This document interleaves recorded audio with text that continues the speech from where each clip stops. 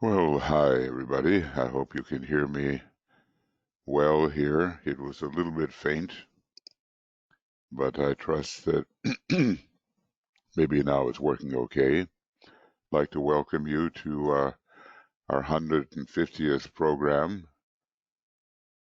This was started long ago at the prompting of Olivia and Tuya, and I came along for the ride.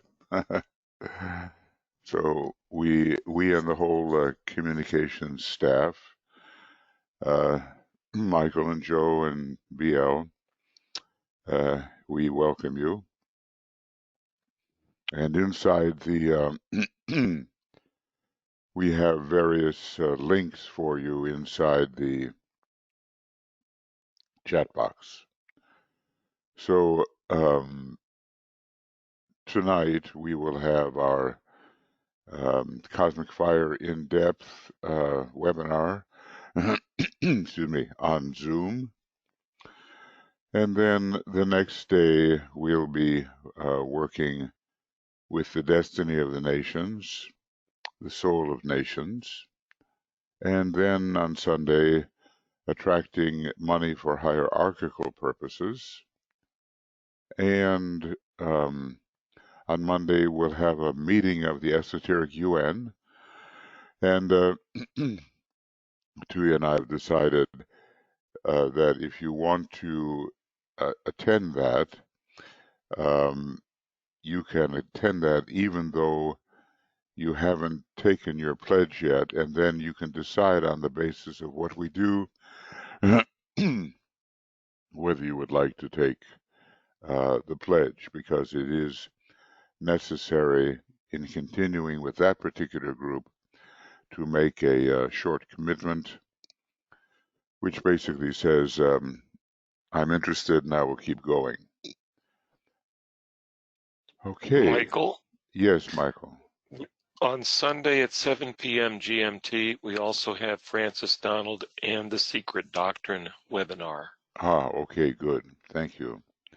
Yeah, very good. Very good. That's, definitely worthwhile. And all of these webinars on the Secret Doctrine and Cosmic Fire and, whatever other subjects we work with, they all dovetail with each other and they all mutually enhance each other. So let's begin today with the Great Invocation and then our meditation. I decided to continue the work on the glamour of fear. It seems to be the fundamental dweller on the threshold. That's what DK calls it, basically. And so we'll work on that for a second week. It always seems to be involved, whenever there is a deep problem.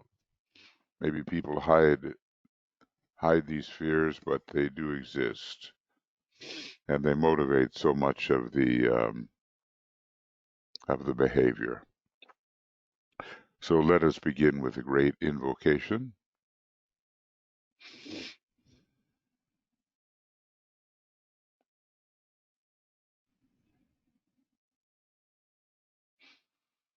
From the point of light within the mind of God, let light stream forth into the minds of men. Let light descend on earth.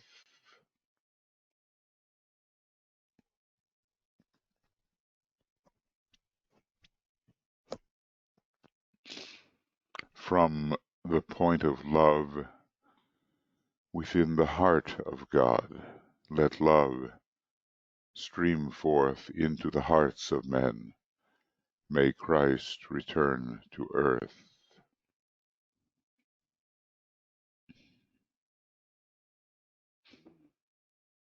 From the center where the will of God is known, let purpose guide the little wills of men, the purpose which the masters know and serve.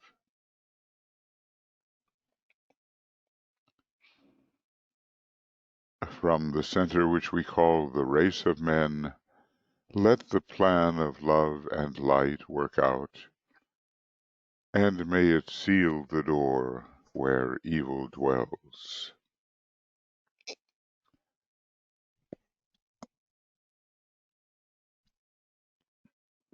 Let light and love and power restore the plan on earth.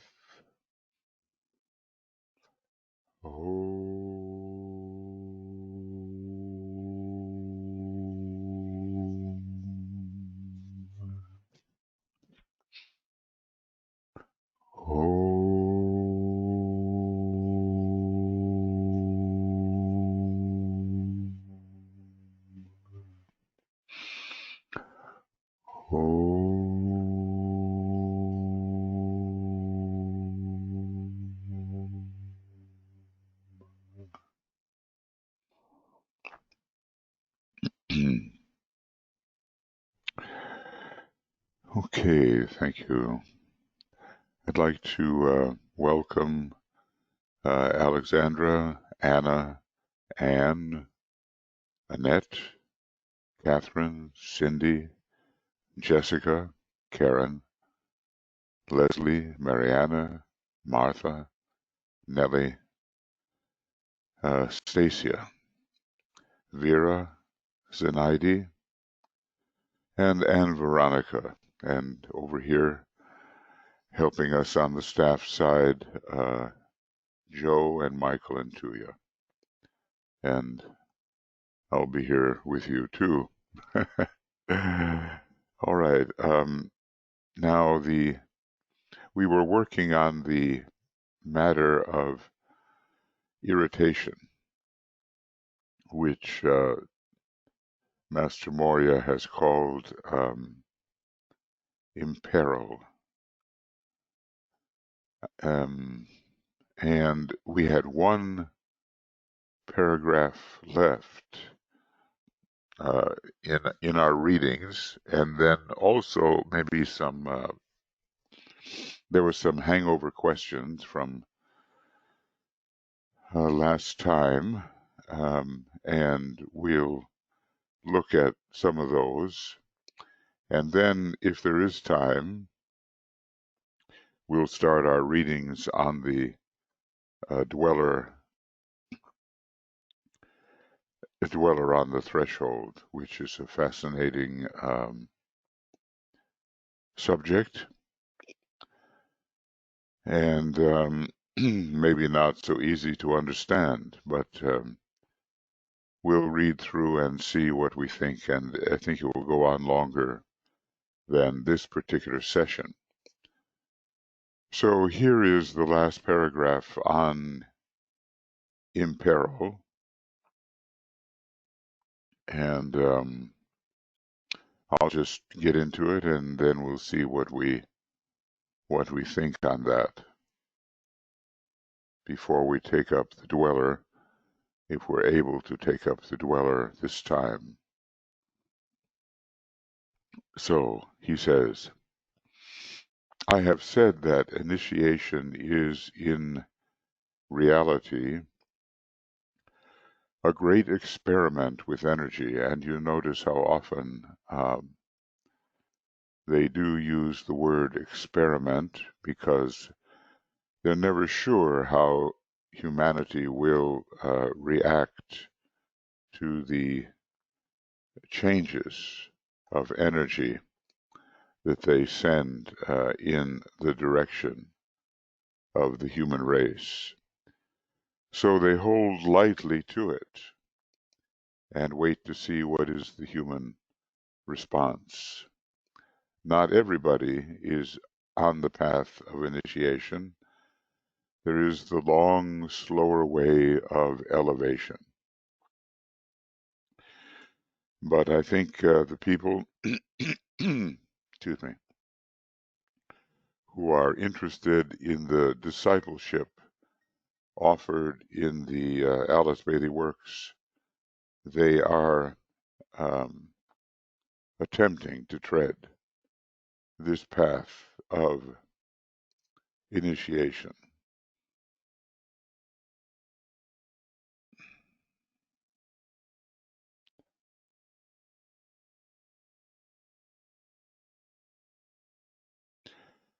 Okay, so the life of the occult student is consciously lived in the world of energies. Those energies have always been present, for the whole of existence in all the kingdoms of nature is manifested energy. But men are not aware of this, and that, of course, is the issue, the degree of our sensitivity and awareness to the revelation which is forever available, if we could but know it. So, about the human race, they are not conscious. For instance, when they succumb to, and here's our word, when they succumb to irritation and find themselves voicing that irritation in loud words or in angry thoughts, they're not aware that they are taking astral energy and using it. So we can pause on that because I'm sure we're all of us aware of the experience of doing exactly this. Now, in some of the earlier paragraphs in this little compilation, he explains irritation in a different way, as kind of a perpetual unhappiness and discontent with the way that non-disciples are handling world affairs and their own affairs. So it leads to a spirit of criticism and looking down upon and so forth. Here he seems to be talking a little bit more about the customary definition of irritation, astral disturbance, we might call it.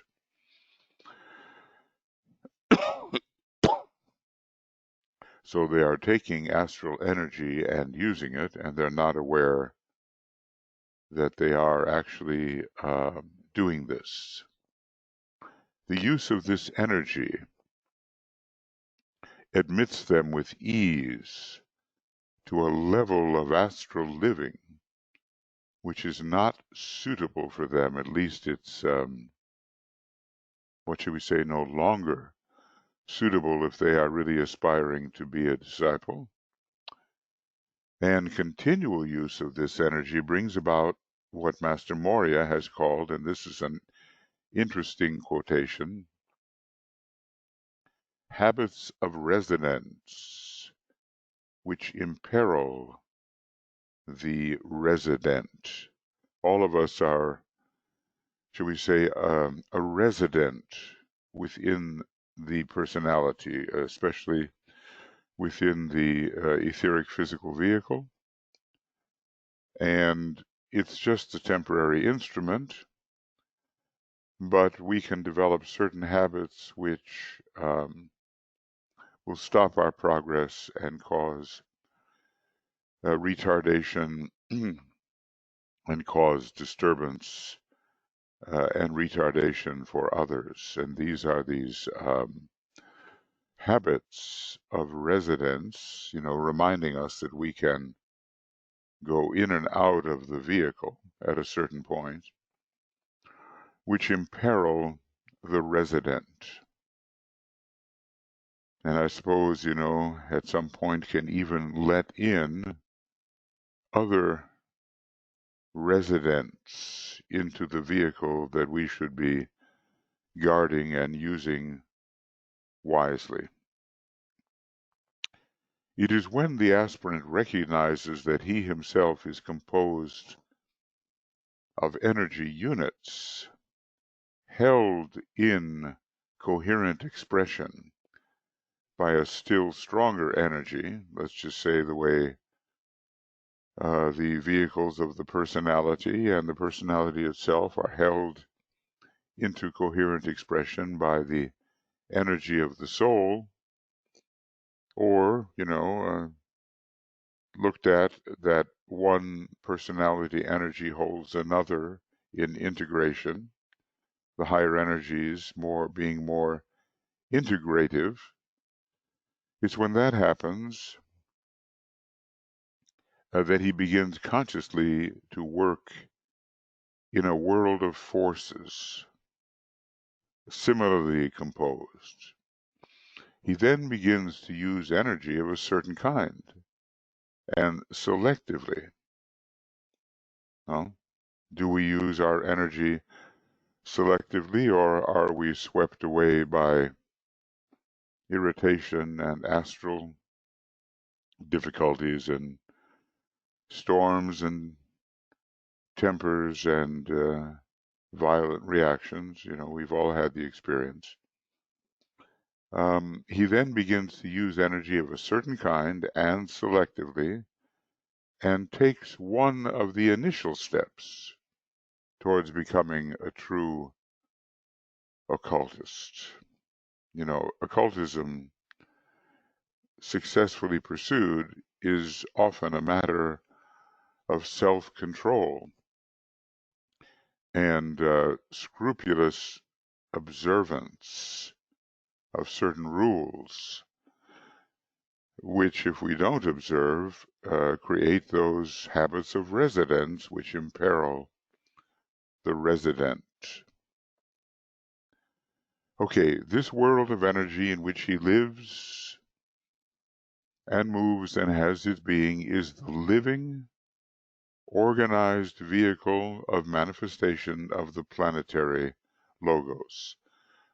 Really, the lower 18 subplanes are the dense physical vehicle of the planetary logos, and the higher and what we call cosmic etheric subplanes, plus I suspect the higher mind, will be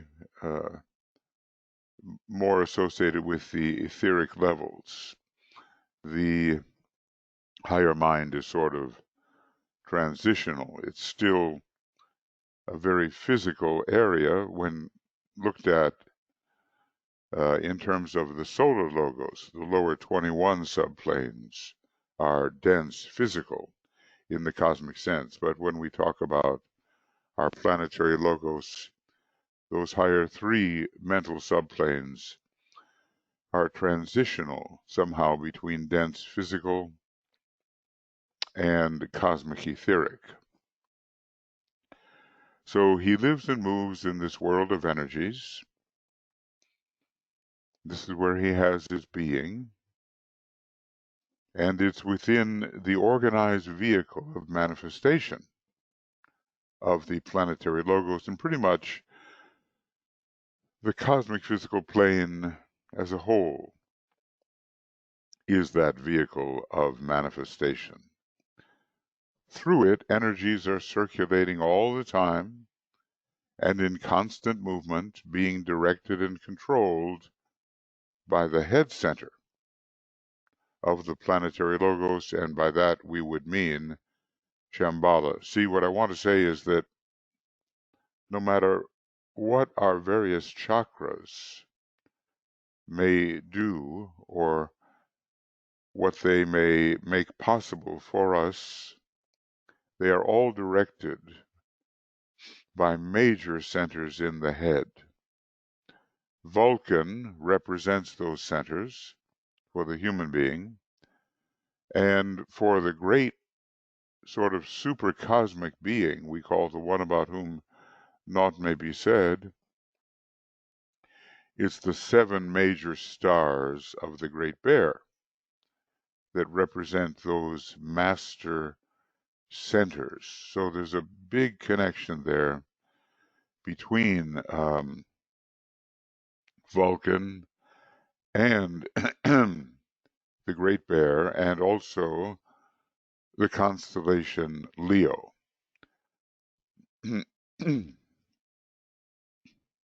Okay, so the head center of the planetary logos what we call Shambhala is active. They create great vortices of force or major points of tension throughout his body of manifestation. So think of a vortex as a point of tension. Just going to see if a little water will help me here.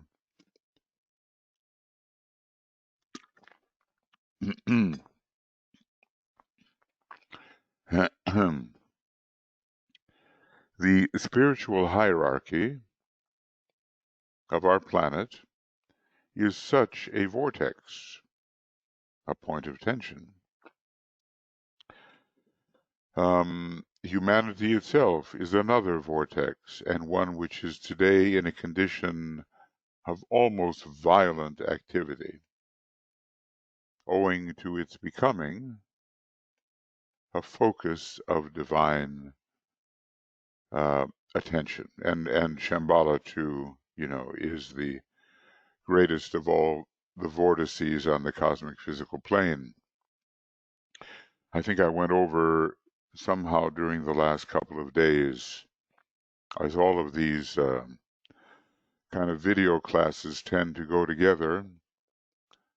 I went over the idea that within the sea of fire, you're going to find 7 major vortices, and that 49 vortices of force make the Chohan of the 7th degree, and then the vortices extend downward here, and 42 vortices make the Chohan of the 6th degree, and then 35, and that's the quote,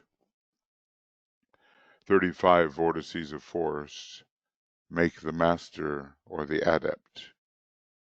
And somewhere here yeah, that's it. So they're not shown, but these vortices are points of tension, are extending all the way from the council chamber of Shambhala in ways that, we don't yet understand, but they are descending from there. And we have to make sure that we are not engaging in the type of astral energy which will throw the whole thing out of alignment. And these forces, divine forces, will never reach our etheric centers in the proper way. And so irritation, as DK explains it, is a great retardant of real progress. And it usually comes because of our state of fear, anxiety. It's because we don't identify properly. We hold on to that little inferior ego which we think we are. And there are so many things which react frictionally with that ego, lower ego, and we react frictionally with them. And we don't have the necessary inclusiveness and tolerance to allow different methods of living to have their proper space. In other words, we think that because we're so familiar with our own way of doing things, that way is correct. So we have to really open up to the possibility that the other methods which have appeared in frictional relation with ours may have some real value, and we have to study that value and incorporate it. Okay, so that's the last of the irritation paragraphs. And I think, I hope that I sent this little compilation to our team,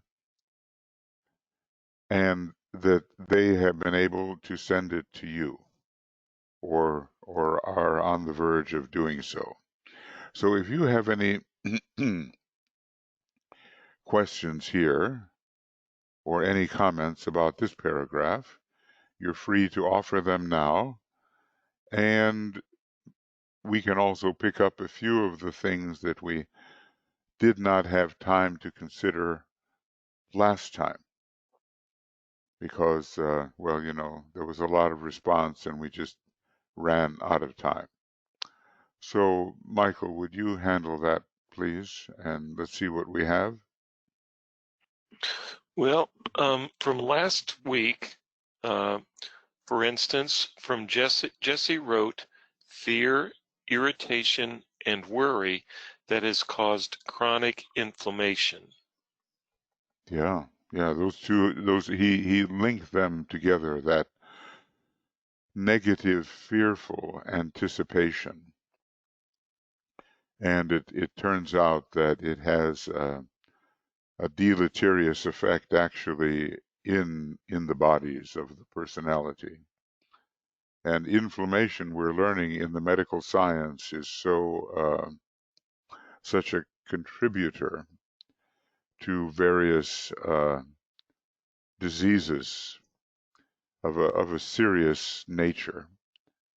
So, and inflammation too, is caused by too much energy retained and coursing through tissue that is not meant to handle that amount of energy all at once. This is what happens with people when they decide that spirituality means to dive in and do all those breathing exercises and other Kundalini related exercises. They do succeed in releasing a kind of energy they can't handle. And inflammation is the result, and even destruction and breakthroughs, which destroy the protective web that basically keeps the lower astral plane from invading our consciousness. Because those are really, those are the hell worlds, as DK says, especially the seventh subplane of the astral plane. And then he also kind of locates heaven for the average believer on the third subplane of the astral plane. And the matter of the sixth and seventh subplanes, he tells us, should not form any part of the astral body of an aspirant or disciple, or maybe even just a normal human being. They're just too low, and they're not meant to be retained. They are responsible for a very retarding reaction. So we have to manage the flow of our energies, and ambition is a difficulty here because people, they want to make rapid progress. And so they grab onto certain exercises which are not supervised by one who knows, and they cause damage to themselves and maybe others, but damage to themselves certainly, which may last a number of lives before the repair work can be done. And inflammation is one of the signs that damage is on the way. It may not be the final result, but it's leading there. Okay. Okay, Tia wrote last week, today's meditation is perfect, which speaks to fear, one of the primary causes of imperil. Can you list some other glamours specifically that we can work on to address the other causes of imperil? Thank you. Well, I think, fear and worry are such primary glamours. He says, that fear penetrates everything and really is the dweller on the threshold for the entire planetary psyche. But as I mentioned, this glamour of ambition, some of these first ray glamours where you want to forge ahead with rapidity just to elevate your little self, and the pushing that involves and the violence that can involve, and the lack of patience and tolerance that ambitious attitude can involve, certainly can cause imperil. Also, self-pity. Well, what are some of the major causes of glamour? Criticism, self-pity, and there's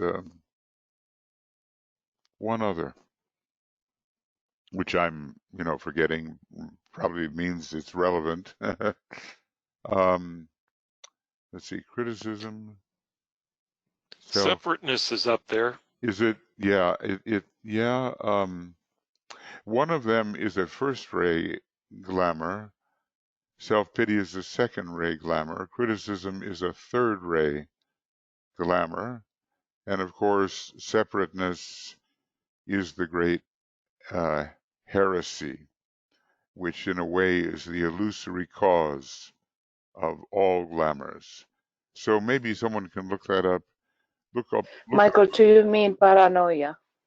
Well, paranoia is a big first ray glamour. I think you're correct about that, but I don't think he lists it with the three. I usually wouldn't forget this, but I have forgotten it, and maybe someone can locate it. Just put down the words criticism, self-pity, and maybe something else will show up, and you can let me know. Yeah, paranoia is a big problem with the first ray.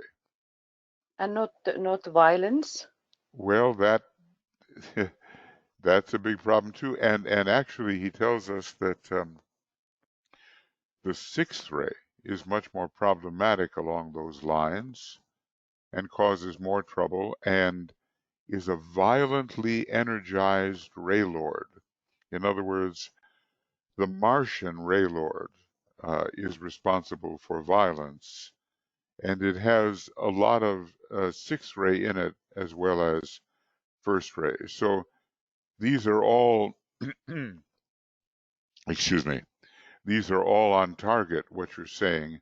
I was just looking for particularly that he says the three main causes of glamour are, you know. And Rebecca may have found it. Yep. Criticism, ray 3, self-pity, ray 2, paranoia, suspicion, ray 1 are the three Suspicion. major That's secrets it. of glamour. Suspicion. That's it. So that was correct. Paranoia is correct. And suspicion is the way he usually talks about it. And that is particularly a ray 1 kind of problem. Now there's other places where he talks about the kind of psychopathology of each of the ray types. Um, ray rays 1 and 5 share a certain selfish untouchability, and rays 2, 4, and 6 brood upon a particular psychic content until it is released either in works of art or in very abnormal and dangerous ways.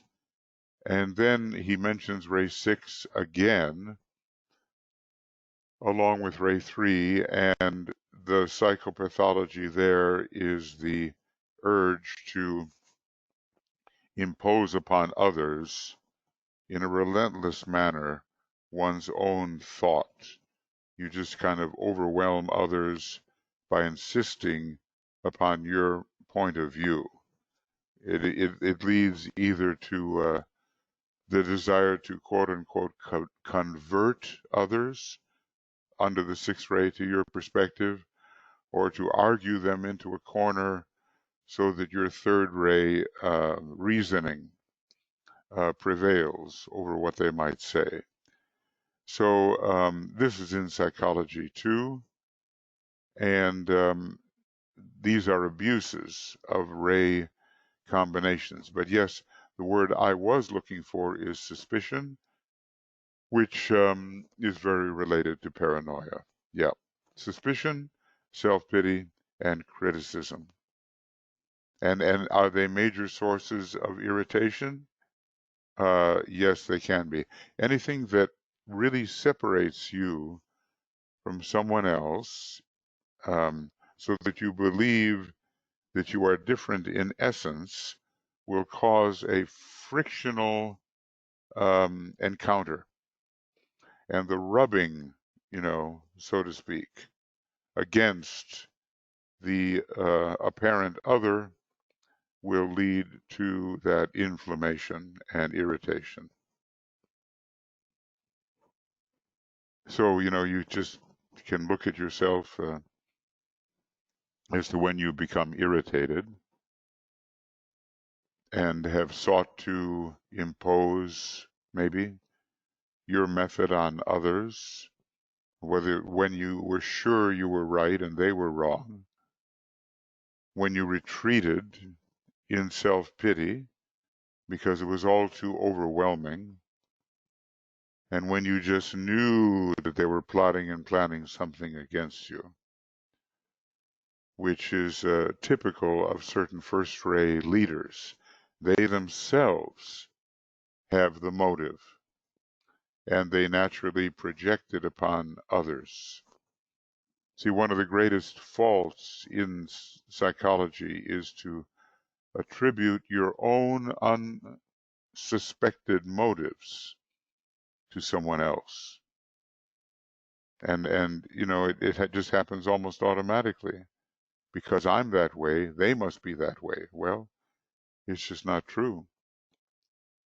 So, those kinds of habits, those kinds of psychological processes, they do contribute to the chafing, which brings on irritation and inflammation.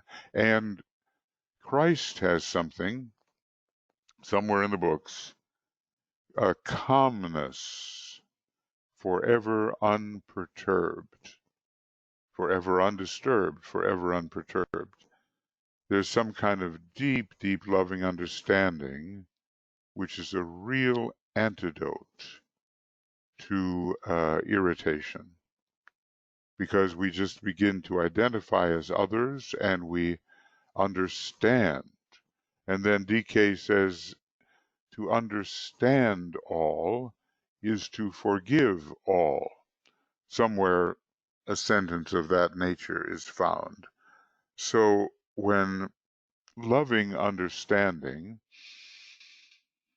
is really present, even in the presence of our enemies and those who are doing things in very different ways than we would, when that loving understanding is present, we do not fall victim to irritation in the sense that is being described. I mean, we can only, somewhere it is said that irritation or the loss of patience, something along that line, is the very last thing that the master gets rid of and must get rid of.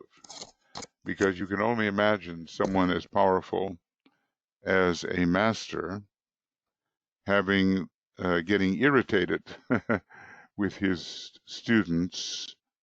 It would be very destructive. So DK talks about the fetters which a master must shed in order really to fulfill his task. And somehow irritation and loss of patience and all that, that's a really important one. So the Christ presents the best attitude, and it is loving understanding, which is also what the word Maitreya means, loving understanding. And he's been known for that for a long time. Okay, do we have other things? Next, Anne Veronica wrote, in esoteric healing, it says the ultimate cure is death. Well, yes, in a way, and I was just thinking about that today, that certain states, the words are seek relief in death, because you no longer feel the pain that is so much found in the frictions of the personality. But from another perspective, Anne Veronica, we are pretty much what we have been on Earth, so to speak, in the lower planes after we die. We don't undergo a great and sudden permanent transformation. We have to heal our attitudes internally, and death itself may help a bit. Master Moria tells us that the person who is, let's say, frightened and cowardly and all of that is suddenly filled with courage after death, because a lot of things are dropped away. But it's not the final solution. The final solution has to be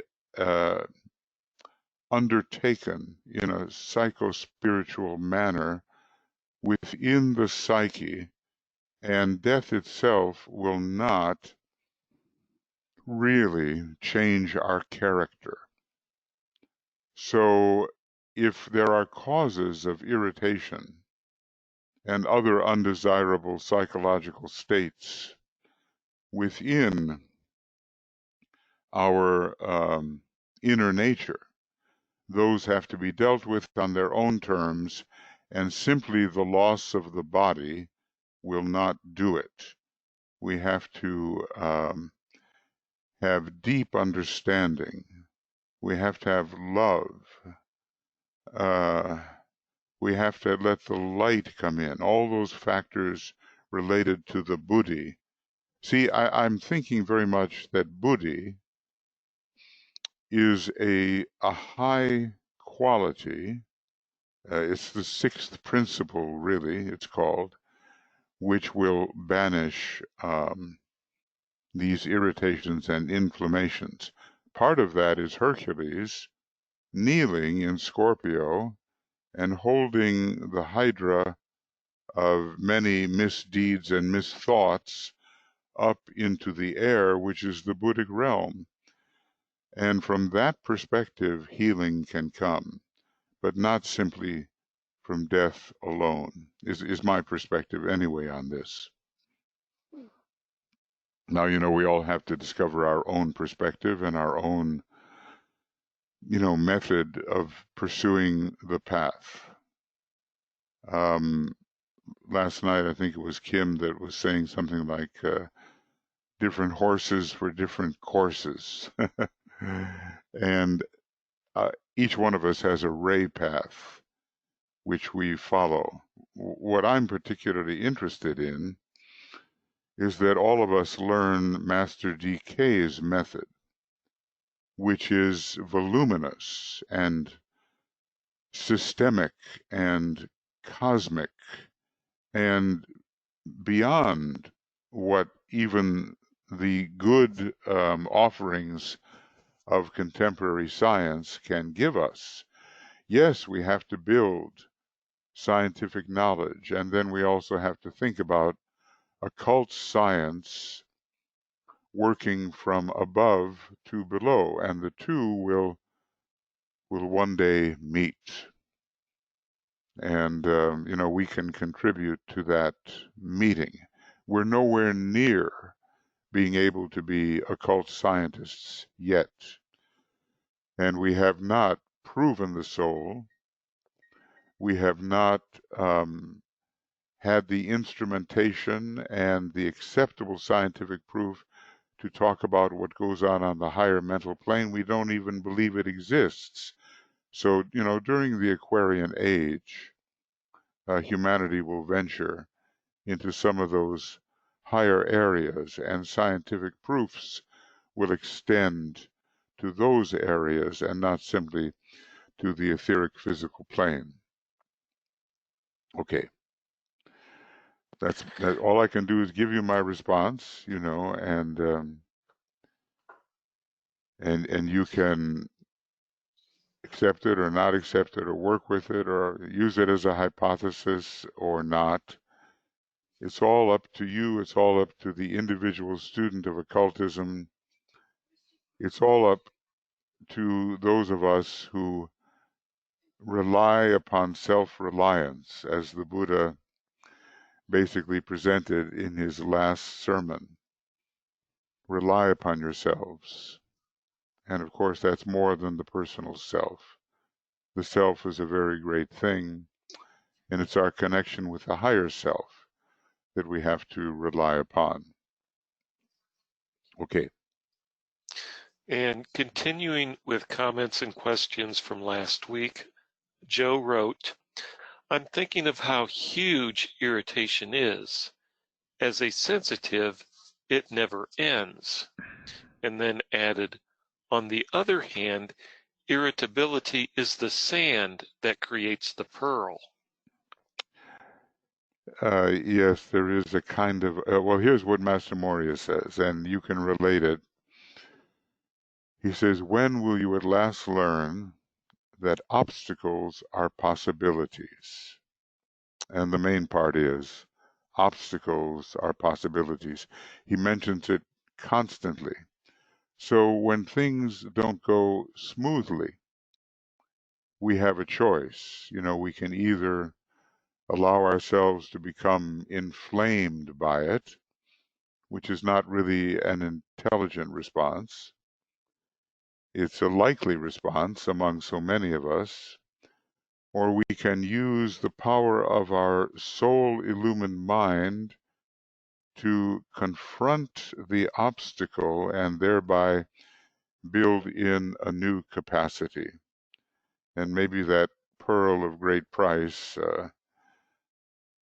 that beautiful thing, is coming when we intelligently confront the uncomfortable grain of sand, the uncomfortable obstacle, and we can eventually render it to be comfortable. On this planet, we're always going to be confronted with what we might call, under usual circumstances, irritants.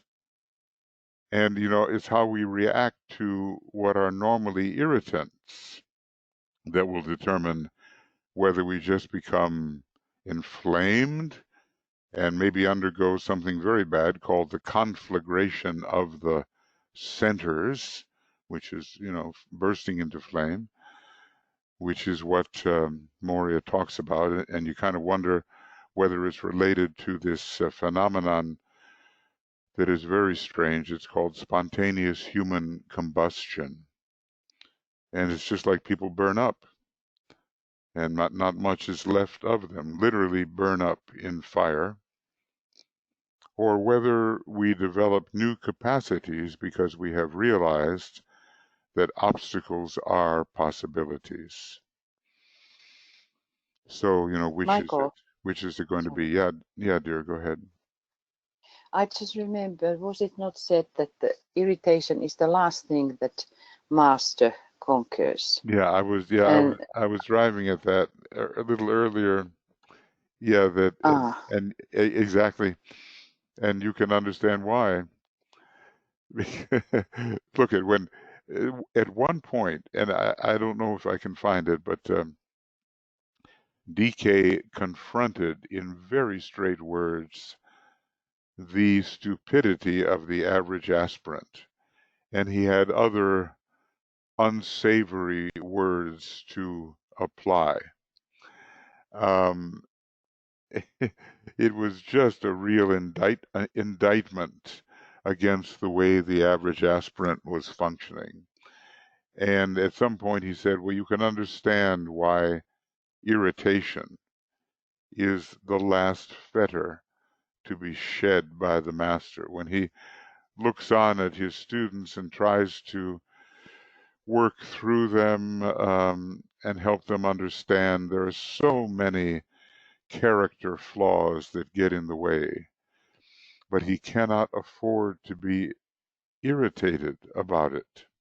He has to choose a different method, because if he was irritated at that high level of his psyche, there would be a lot of destruction. So yes, irritation is that last one to go. And one thing what science has been discovering is about the lack of rest in, especially in modern worlds. That is one of the main causes of irritation in the body. The lack of Lack of rest, sleep, rest. because Yes. during during the sleep, the soul is purifying the body and Yes. etheric field from the toxins. Yes. And toxins are like obstacles, irritants, and they are anti-integrative. Toxins actually are disintegrative, and they take apart what should be together. And so sleep helps with the purification, and many things happen in the body during sleep which are necessary. And that's why, I was just thinking about it. How do people stand it?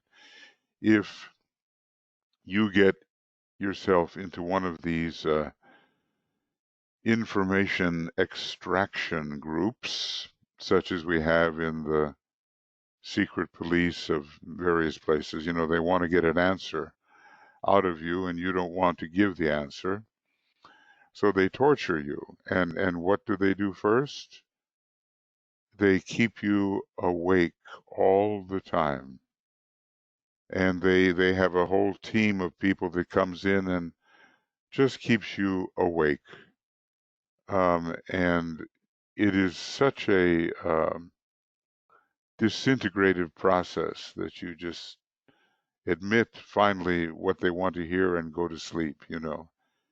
It seems like an unusual form of torture, but unfortunately, it's very effective.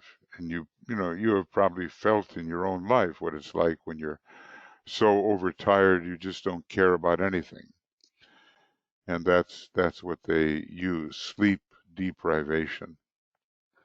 There are other methods too, which are more akin to the usual methods of information extraction.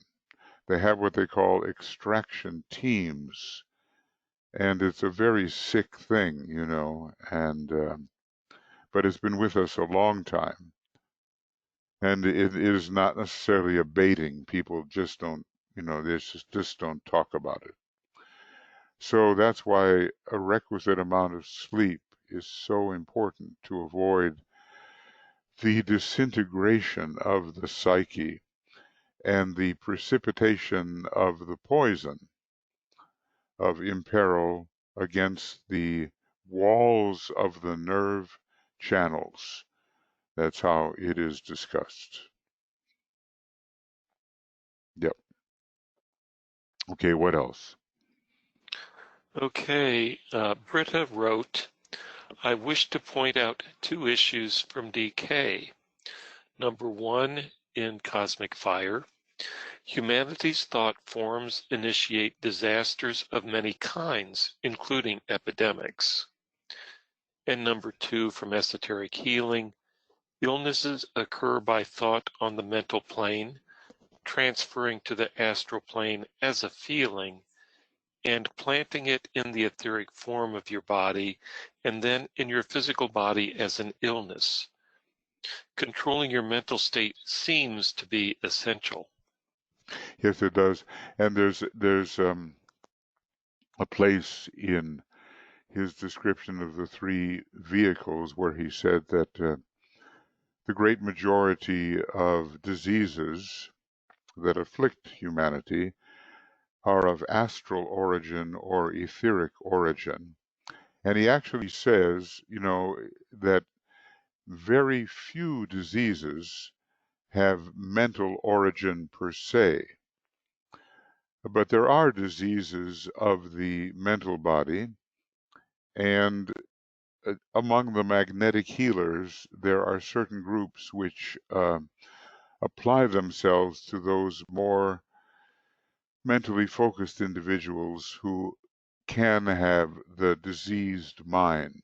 But the great majority seem to arise from astral and etheric conditions. And of course, this doesn't mean that mental conditions cannot promote, in certain cases, those astral and etheric conditions. But humanity is not yet, well, certainly not yet mentally polarized, nor is it in the majority even mentally focused. But it is very astrally polarized and astrally focused. And the etheric is just responding automatically. So those factors from esoteric healing that you're bringing up are, yeah, they are important to consider as long as we keep the proportion. Now, the more intelligent humanity grows, the more and more disease will be of mental origin. We have to, really, the very first law of the soul, of healing, is about the circulation of soul energy. And when it doesn't circulate throughout the personality, there is, that's the leading cause of disease, the improper or blocked circulation of soul energy through the personality. That's the very first law. So we have to find a way to really align with the soul and have that flow of soul energy through all aspects of our personality. And, he says that for the initiate of the third degree, normal diseases will not be frequently found, unless, of course, such a person is taking on the disease of his or her associates, and that can happen too, and even deliberately, you know. Um, so at the third degree, the degree of soul infusion is sufficient, and the completion of this triangle in the head of top of the head, ajna, and alta major is really circulating. That will make the true healer. That will also ward off disease and is also a sign of the taking of the transfiguration, after which the normal diseases are much subdued. I'm reminded of a story about Ramakrishna. No, Ramana Maharshi. I may have mentioned it before, but he came down with, like Shiva, he came down with a throat cancer, and his disciples were so distressed, and and some of them said, "Oh, if only, Master, we could take this disease from you." And then he said, in what has to be one of the more humorous remarks, "Well, where do you think I got it?" In other words, he had taken on their condition, and it showed up in his body in that way. The blue throat, he had swallowed the poison. Uh, and great teachers, they can do that. I think the Milarepa, he did something something similar to that. They, as a final kind of gesture, they took on the diseases of their students. And DK even talks about it in a lesser mode. He says that so many teachers in the occult field are subject to respiratory problems, and it's because of what is circulating in the field in which they teach.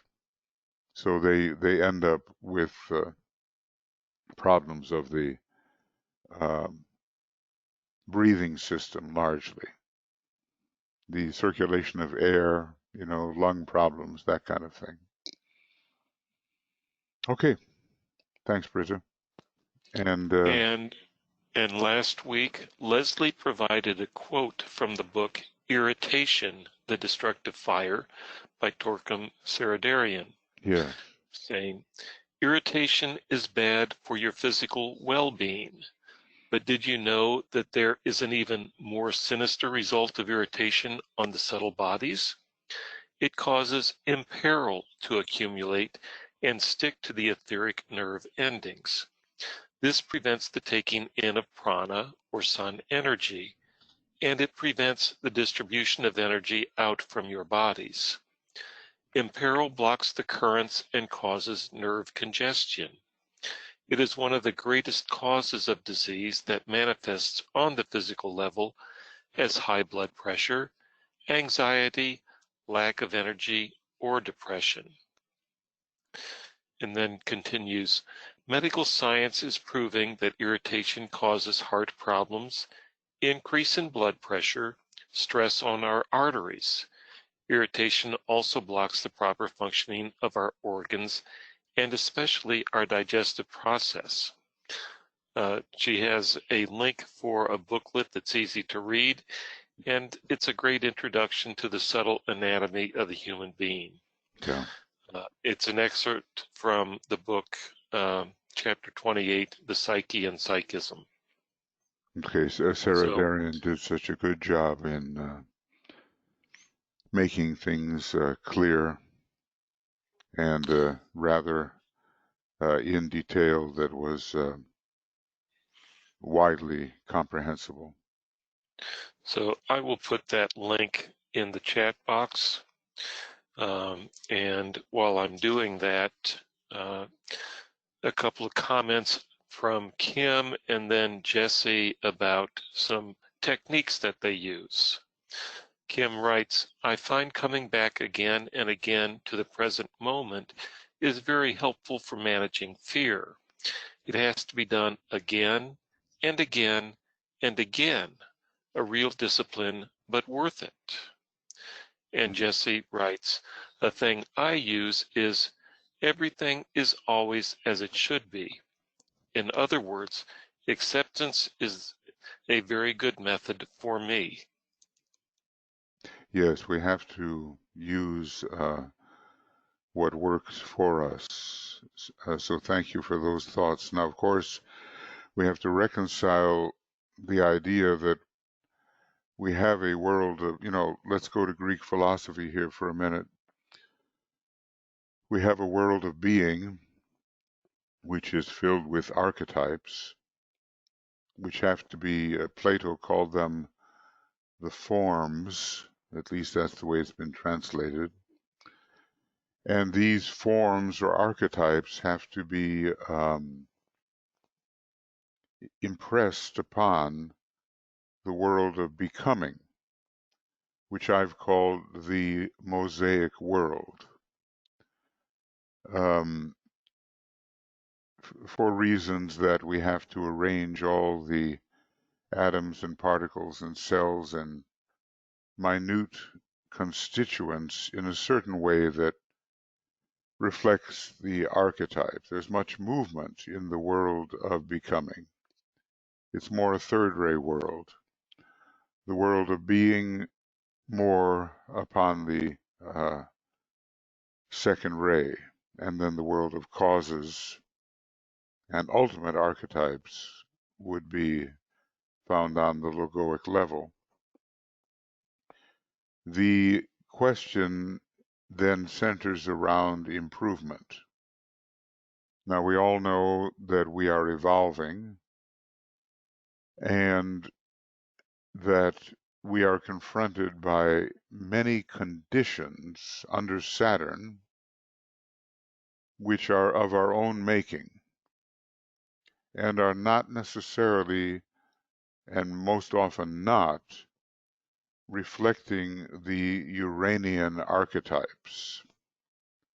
So until the Uranian archetypes can be properly reflected in the world of becoming and, in the mosaic world in general, we have to learn how to make those arrangements, which will eventually see a kind of congruence between archetype and condition. So, internally, archetypally, I do believe that is correct, that everything is exactly as it should be archetypally. When it comes to the world of becoming, we have a constant flux and mutation, and the necessity of learning how to handle that, manipulate that, if you will, under the third ray, and under the magnetism of the second ray too, and under the will of the first, so that the reflection in that lower world is more and more perfect. And that is the necessity. It necessitates our efforts. So I accept archetypal perfection and also look towards conditions as having to be engineered in such a way that they are more congruent with the archetype. It's like what Master Moria said. He said, Armageddon is the great battle between Uranus and Saturn. A peculiar thing to say, I think. And Uranus represents the perfected archetype, and Saturn represents the condition, which is gradually meant to approximate the archetype. Hence improvement, and hence the need for change. Thank you for your thoughts. And then we have this week a quote from Dyna 1, page 512, 513, which you may want to bring up because it is about suspicion. Oh, okay. Yeah, right. I think I remember that one. Yeah, just a moment. And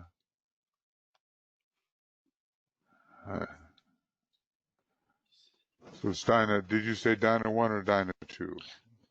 Dyna 1. Uh-huh. Like suspicion is always wrong. 512. Here's the spirit of criticism. And above it, I suppose, no, there's self-pity. And here's suspicion. Why don't you read that, Michael? The most poisonous of all weaknesses is this glamour. It is usually the most false and, even when well-founded, is still capable of poisoning the very roots of being, of distorting all attitudes to life, and of bringing into activity the creative imagination as its potent servant. Suspicion ever lies, but lies with such apparent truth that it seems only correct and reasonable. This tendency you have fought for long, and a good measure of success is attending your efforts. Give not way to suspicion, but be careful not to cast it away from you into the hidden depths of yourself. whence again it must inevitably raise its head. End its power in your life by doing three things. A, by assuming more definitely the attitude of the onlooker, who sees all people and happenings through the light of love and from the angle of the eternal values. B, by leaving everybody free to live their own lives and to shoulder their own responsibilities, knowing that they are souls and are being led towards the light. Simply give them love and understanding. C, by the fullness of your own life of service, which leaves you no time for the moments and hours of suspicion which blight so many lives. These three things, if persisted in and practiced, will do more to release you from glamour than any other one thing. Mm. That's excellent. Who is the? Let's see, what page is that? Is this a particular person Began or on to the it whole began on 512. Okay, so who is the disciple? Does it say? If we It go does back, not. You have to go back a ways. yeah. All right, this is okay. What does it say there? Correct and reasonable. Wait a second. I've somehow blotted out an important word. Only correct. Hang on. Maybe you'll find it. Only correct, page 513, and reasonable. Okay, page. Okay, I see what's been taken away. And so let's see who. CDP. Okay. Now, I don't know anybody who's done more analysis of this particular disciple than Elena Dramcini. I think it's been exhaustive what she has done in analyzing the chart and psyche of this person. And by the way, interestingly, this was an Aries person with Cancer rising, and the moon, where you do look for the prison of the soul, was in Scorpio, which is the sign most given to suspicion. So, we all have to overcome our moon position, even when it's the same as our other positions, sun and ascendant, because different qualities will be brought forward. That Scorpio moon tends to bring suspicion. And there was a lot of fear in this woman. She was a very sensitive second ray type, and her rays were 2, 6, 5, 6, 6.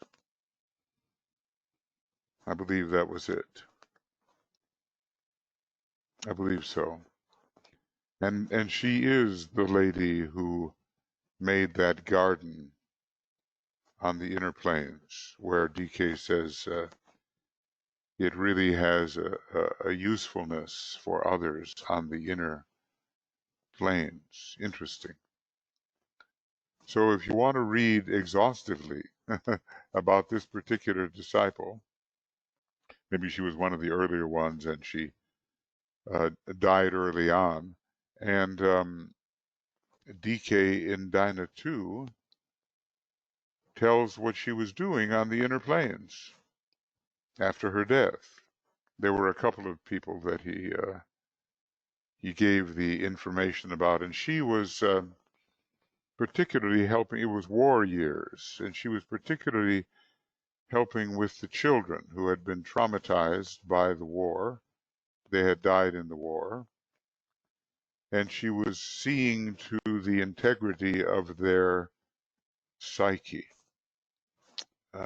which was a real continuation, in a way, of her almost misplaced concern for her own children when she had been in the body, um, even when they were quite grown up.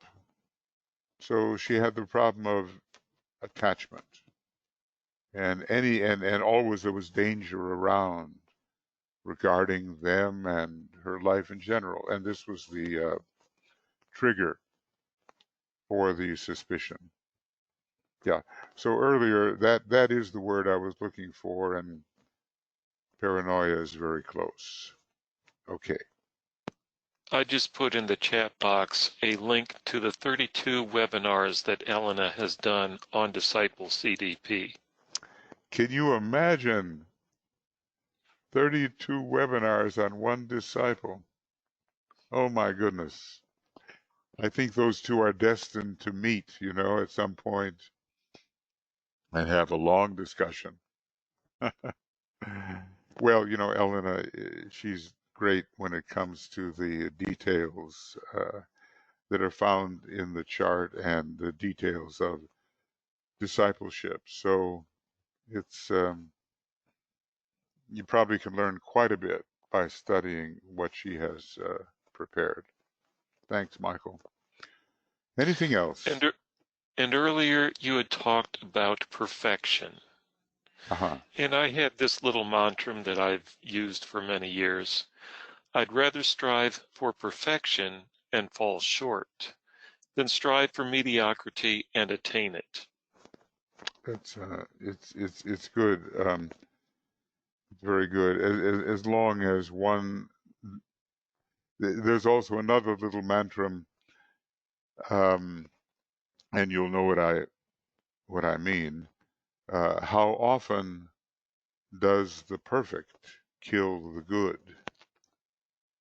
Meaning that we become so obsessed with attaining the perfection that it spoils the achievement of the goodness, which is a little more lax, but still is of great value. Whereas obsession with the perfect can be a liability. And besides, how can perfection really be achieved anyway? It means a kind of completeness that is not given to us. We can only have completeness within a certain sphere. Perfection is an atmic quality, isn't it? And it's found on is it not found on the fourth subplane of the atmic plane? So anything we might call that, uh, we might call perfection or the perfect, is more in the province of the master. And the master would be the first one to tell you that, he's not perfect. As a matter of fact, that's what the Christ did when he was his disciples, because he was in the body of Jesus and he was teaching in that way.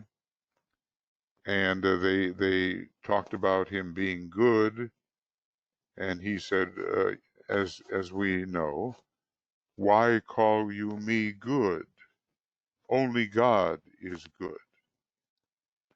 So, we have to be careful with perfection, but I do agree that to strive towards it is of great value, and one can never be quite satisfied with mediocrity, even though it's something. It's something along the way. Still, one has to go higher. It's a renunciation of mediocrity as a goal. Yeah. I agree. You may pass through a stage of mediocrity. I guess we're all in it relative to certain possible attainments, and something can be done, but we never hold it as a final goal. I think not. So that's useful to think about. Thank you. Anything else? So there are no hands raised and no other comments written Okay. at this time. Okay. Well, I think that rather than get into the dweller on the threshold, that's something for our next time. We do have our meditation, and Tuya has been doing these, but she's in a place now that where there's too much background activity, I think. Is that the case, Tuya? Are you there? Maybe the background activity has claimed her. Anyway, if she's not present to do that, then I will continue. Michael, it is correct, but it always takes me to tap this microphone that I can speak. Yes, please do that. Yeah, okay, very good. I'll do that. All right. Okay, so again, this question of fear. The major dweller on the threshold for our planet, and I think very much inherited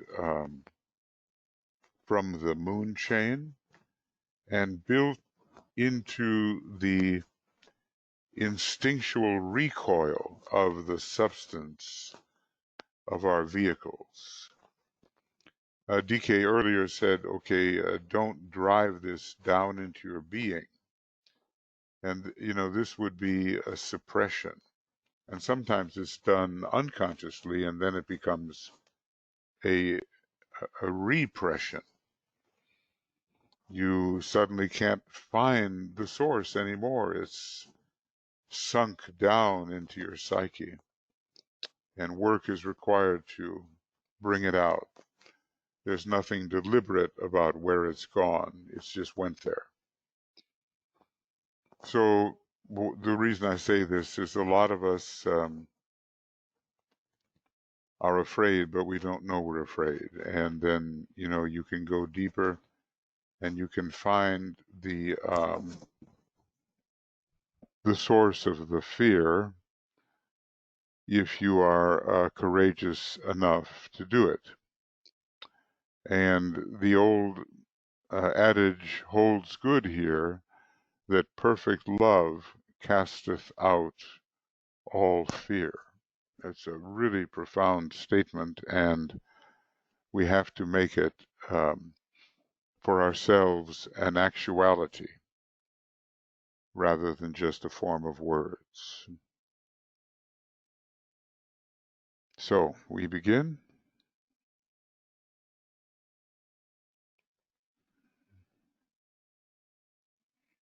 And in this particular case, we don't have an overwhelming number. So what I can do is, as DK says, name the group members, followed by a few moments of silence.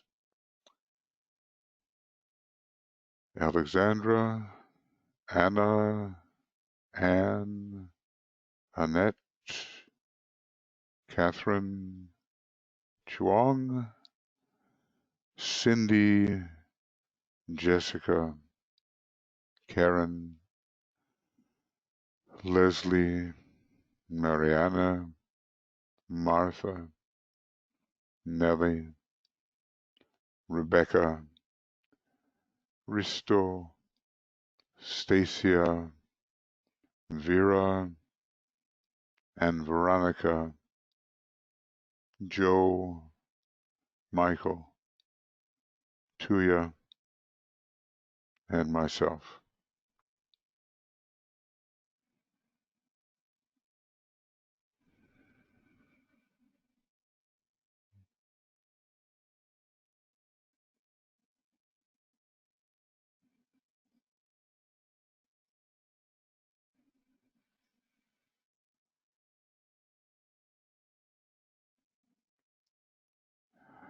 So we say the protective formula, making the sign of the cross of divinity, ajna, heart, left eye, right eye. And as we do this, we are tracing the light in this cross of divinity.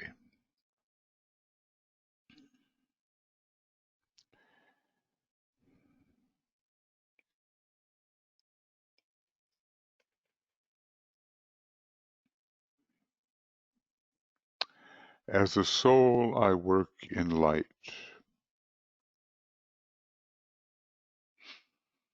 and darkness cannot touch me. I take my stand within the light. I work, and from that point, I never move.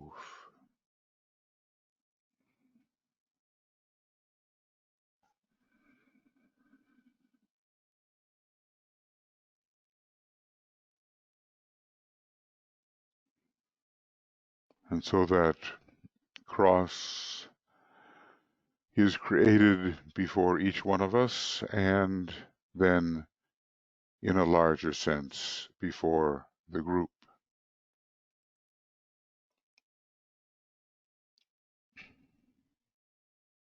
And then we prepare further by focusing the light of matter and of mind, and we focus them on the lower mental plane.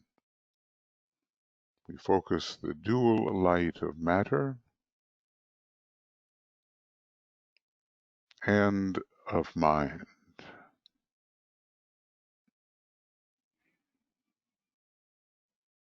We can arrive at some degree of truth through the light of mind, and we can vitally sustain the pursuit of it through the light of matter, largely the etheric light.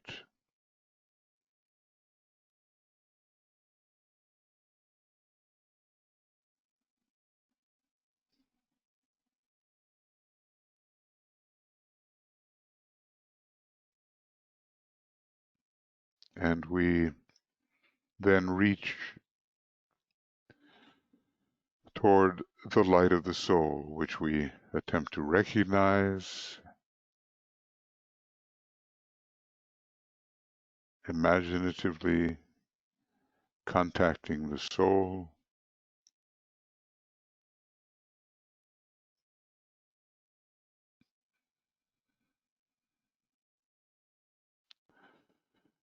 and bringing that soul light down into the dual light of matter and mind,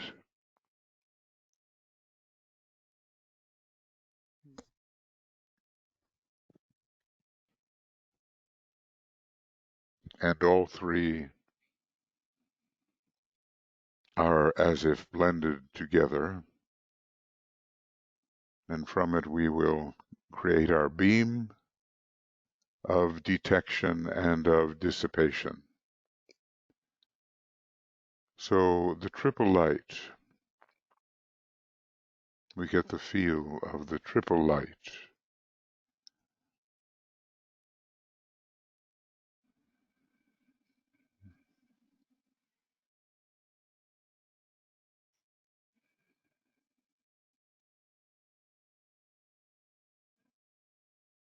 and we say together,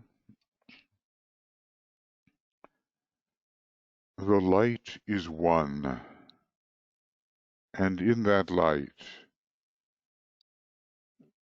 shall we see light. This is the light that turns the darkness into day.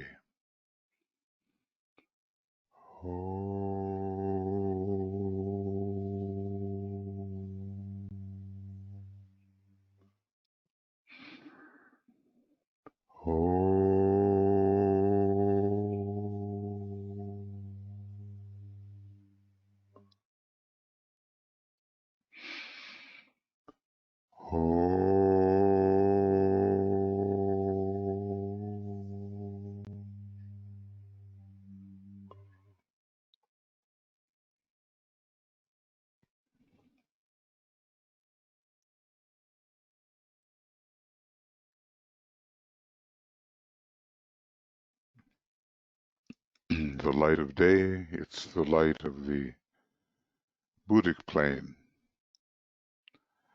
And there has to be that line between the Buddhic plane and the astral plane. Then we use the formula. And as we do, as the words are said, the group members visualize the great searchlight they have created, turning its light upon the astral plane.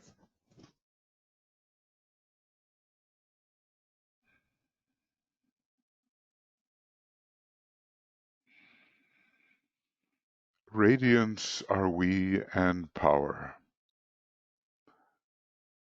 We stand forever with our hands stretched out, linking the heavens and the earth, the inner world of meaning and the subtle world of glamour.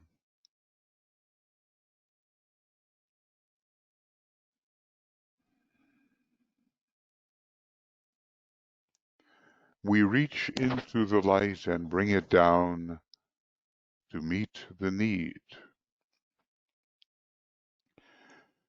We reach into the silent place and bring from thence the gift of understanding.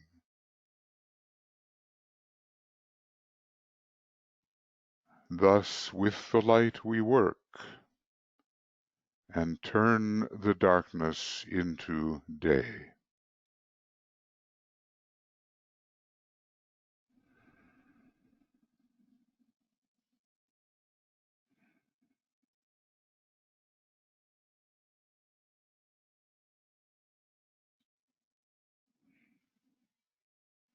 And as these words are said, we continue our sustaining of our beam, our dissipatory beam, our revelatory beam, and to strengthen the beam we say, with power upon its beam, the light is focused on the goal.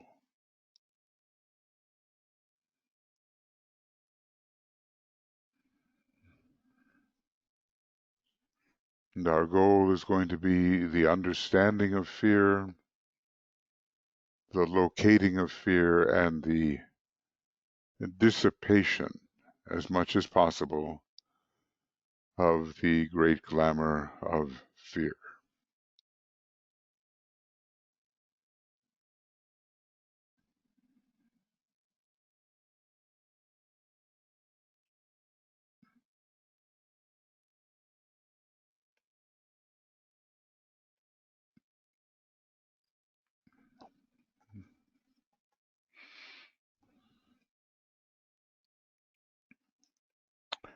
And so we think about this glamour of fear and all of the difficulty that it has caused humanity in its long evolution. Sometimes we can say it is a guardian and it preserves life in form because it keeps the human being away from definite sources of danger. On the other hand, it becomes eventually a deterrent from future progress because certain things have to be faced. And when the glamour of fear exists, there is a retreat from the necessity of facing those conditions.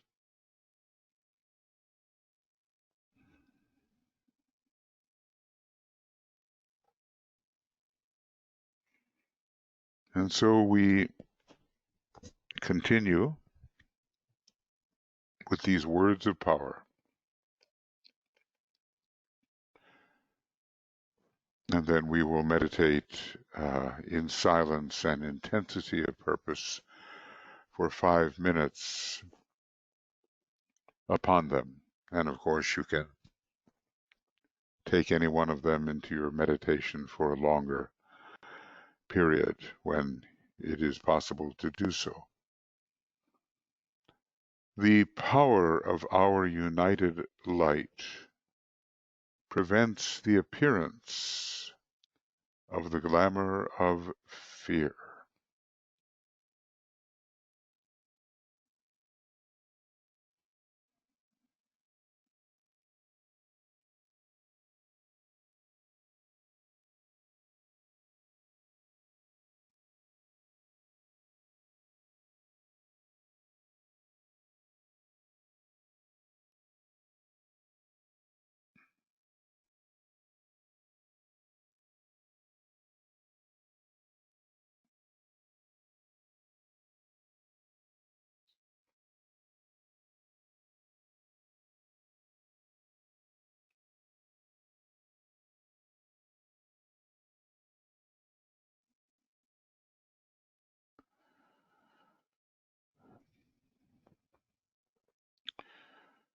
The power of our united light negates the quality of the glamour of fear from affecting humanity.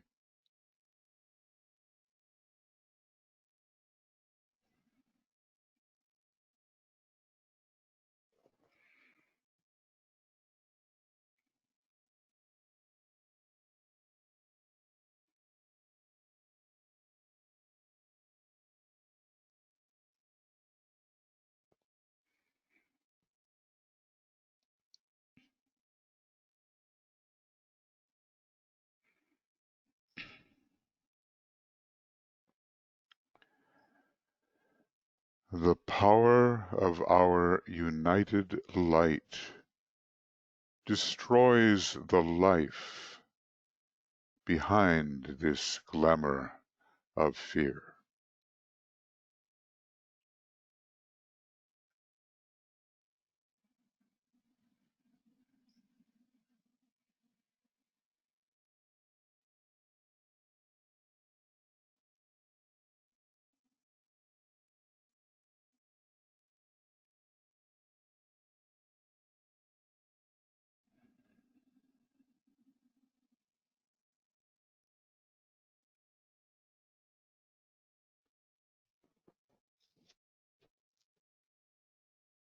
And we ponder on these words of power, visualizing the light penetrating into the glamour and producing its weakening and its dissipation. 5 minutes of silence and intensity of purpose.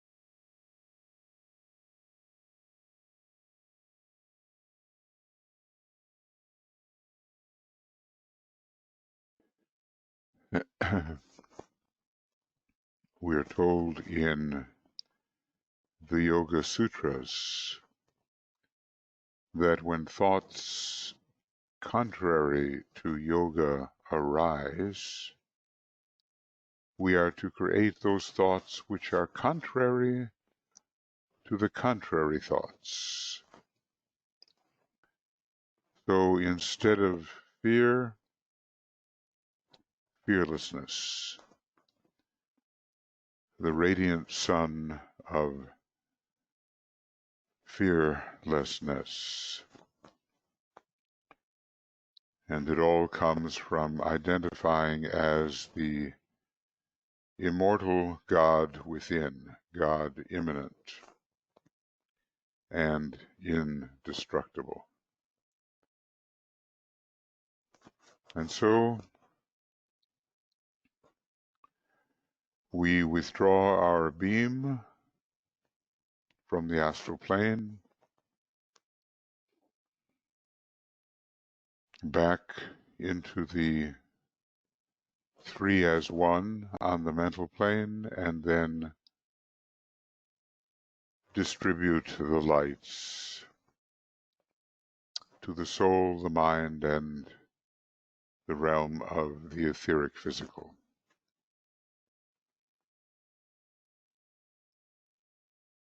And then we shut off the searchlight. The lights are where they originated. And we sound the Om 3 times, realizing that some work has been done in the dissipation of the glamour of fear and its effects on all 3 levels of the personality.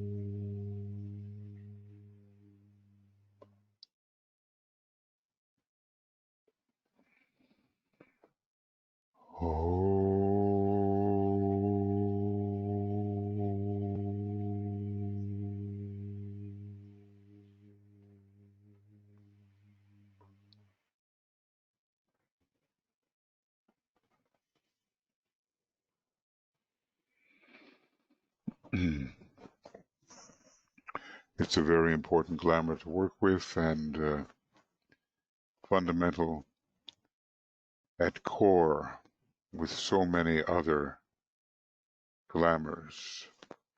If you look at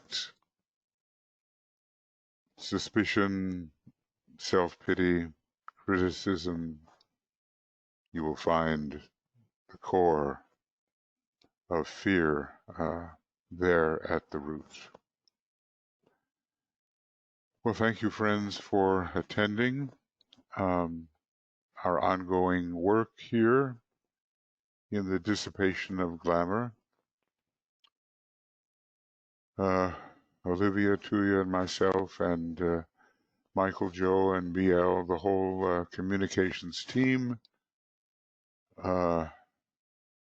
wish you lots of love and many blessings.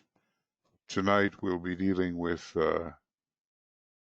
the Zoom webinar on the cosmic fire in depth. We've started to deal with latent fire and radiatory fire, which are basically dense physical and etheric fires, the foundation. And then as we go along, we'll get into solar fire, and even if we last that long, into electric fire, which is found at the end of the book. So do join us, and in the chat box you'll find the links you need. They're going to be the same all the time now, as much as possible. so that we have a certain consistency for every program. And we'll see you soon. Thank you.